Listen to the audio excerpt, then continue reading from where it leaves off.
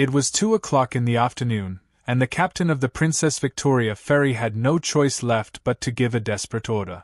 He told everyone to get off the ship. The vessel was in the water between Stranraer and Northern Ireland, fighting a losing battle against the weather. The wind was not just strong, it was tearing things apart.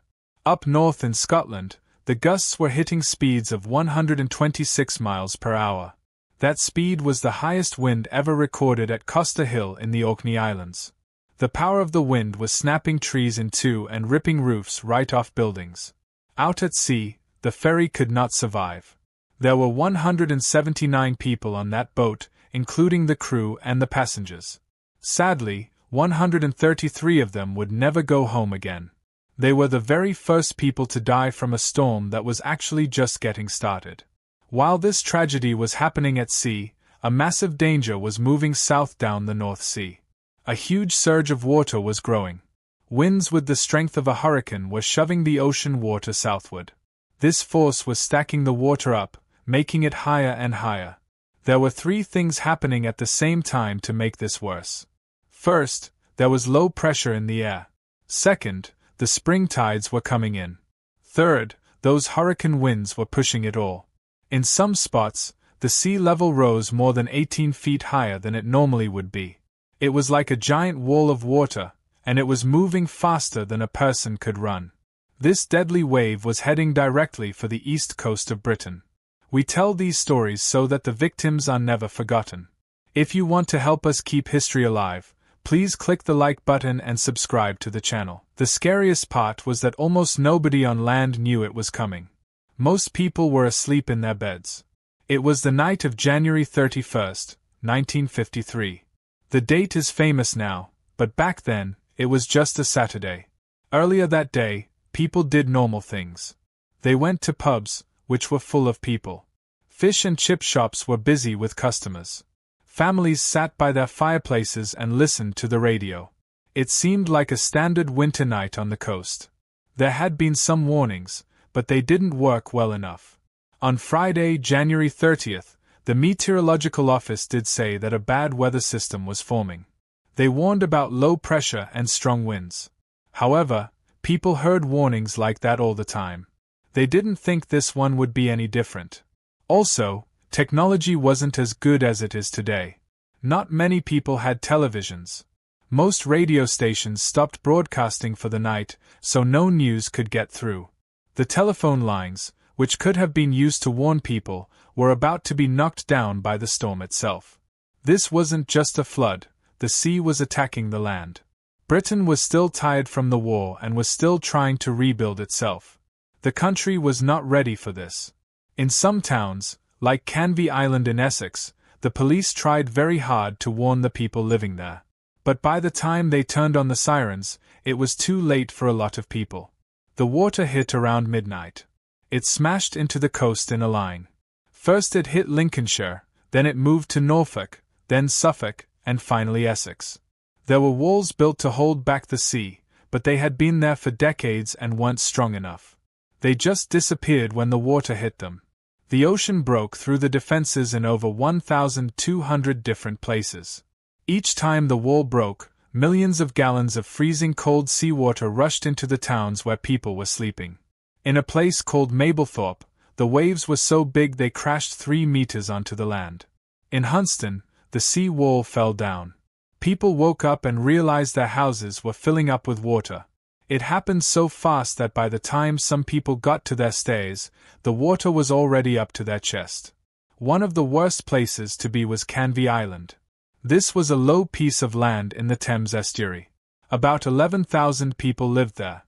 Many of them lived in small bungalows or prefabs. Prefabs were temporary houses built after the war because there weren't enough homes for everyone.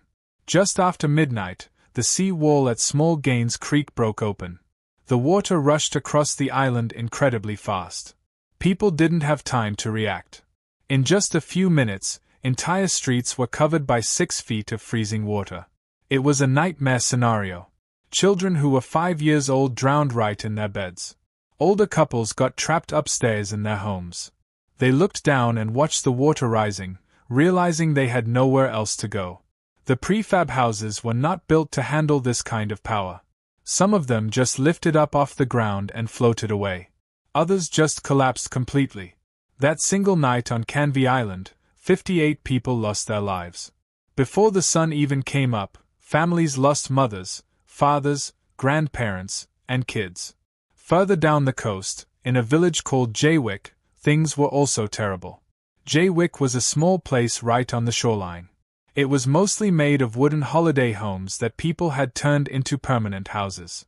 The sea broke through the front, but it also flooded the Street Ozith marshes behind the village. This meant the people were trapped between two different walls of water. In that small village, 37 people died. That was 5% of everyone who lived there. Whole families were killed together. Some bodies were washed out to sea and weren't found for days. In the town of Harwich, a woman named Elsie Lofts was hiding in the cellar of the Anchor Hotel with her husband.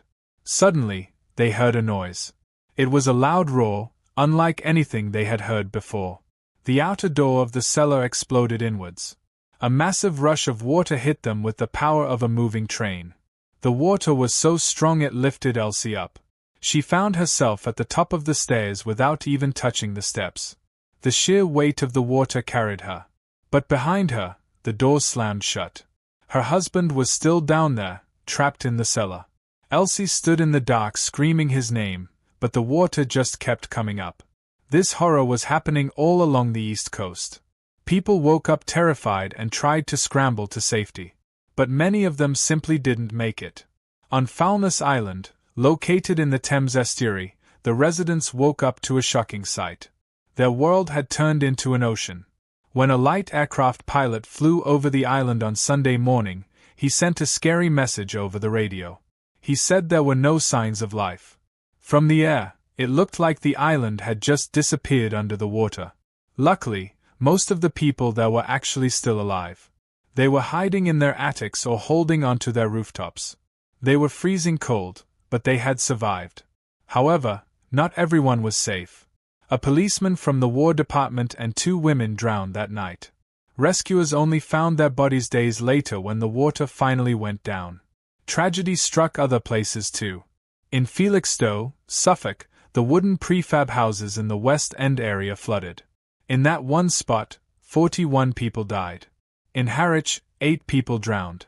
Some of them were trapped in basement apartments when the water smashed through their doors and windows. There was another problem that made the situation even deadlier. Even if people escaped the first wave of water, they faced the cold. It was January in Britain, which is very cold even in normal weather. People were soaking wet. They were standing on roofs or holding onto trees.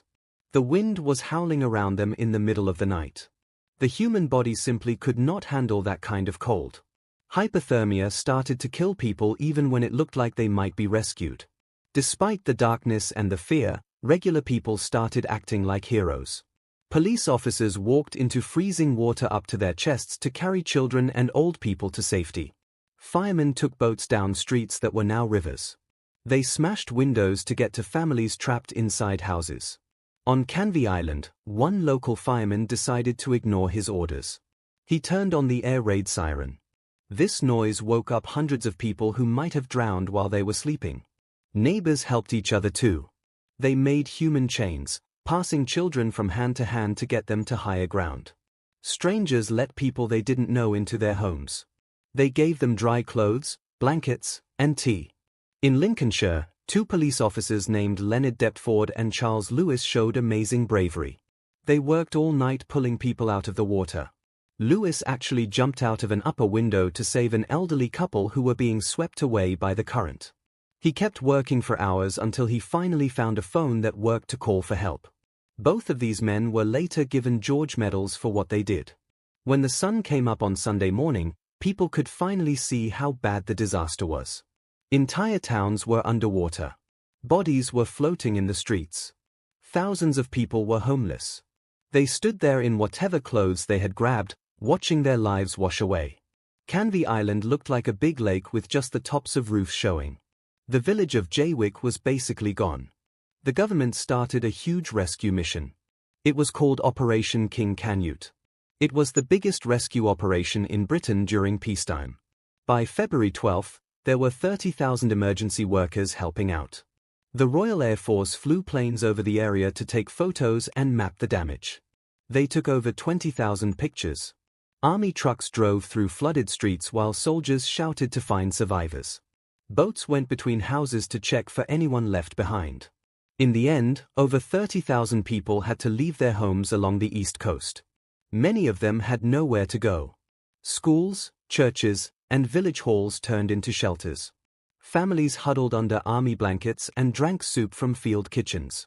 The Queen Mother and Princess Margaret came to visit the survivors to offer comfort. But words couldn't fix the loss. The final death toll was shocking. In England, 307 people died. In Scotland, 19 people died. Across the sea in the Netherlands, it was even worse. 1,836 people lost their lives there. At sea, 230 more people drowned, mostly on fishing boats and small ships. In total, over 2,400 people died in that one night. Numbers don't tell the whole story, though. Peggy Morgan from Canvey Island lost her husband, her 5-year-old son, and her mother-in-law. She survived by holding onto furniture while her house filled with water. She had to watch helplessly as her family was swept away.